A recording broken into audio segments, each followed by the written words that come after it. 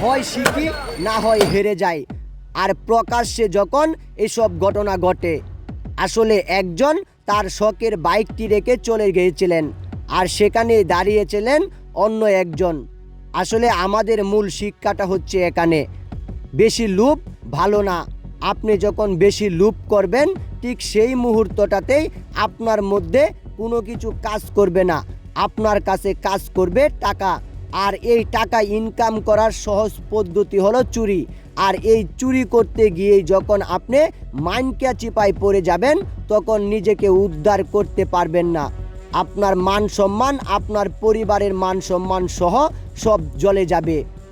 কিন্তু সাধারণভাবে যখন টাকা ইনকাম করতে ব্যস্ত, চুরি করে ঠিক সেই মুহূর্তটাতেই এমন ঘটনার সাক্ষী হয়ে যায়। প্রকাশ্য দিবালোকে একটি গাড়ি চুরি করতে এসে গণধুলাই খেলেন একজন।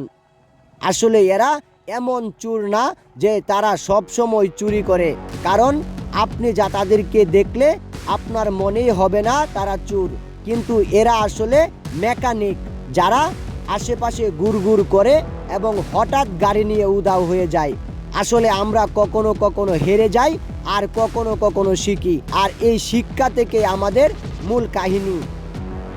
একটা কথাই রয়েছে, জাত যায় যার, ইমান যায় তার, চুরের 10 দিন তো গৃহস্থের একদিন।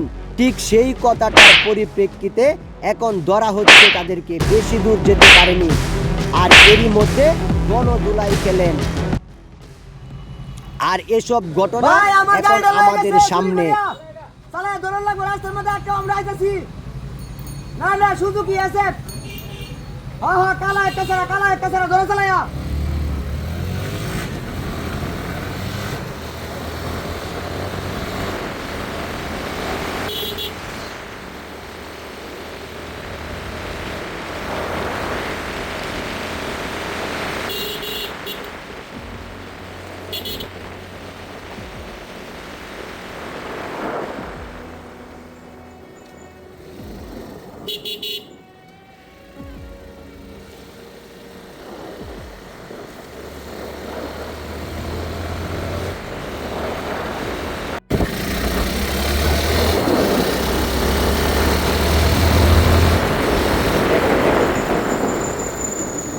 ওই ইন্দা গাড়ি চুরি করে লয়ে গেছে, গাড়ি লয়ে গেছে, গাড়ি লয়ে গেছে, ওগুলো লয়ে গেছে।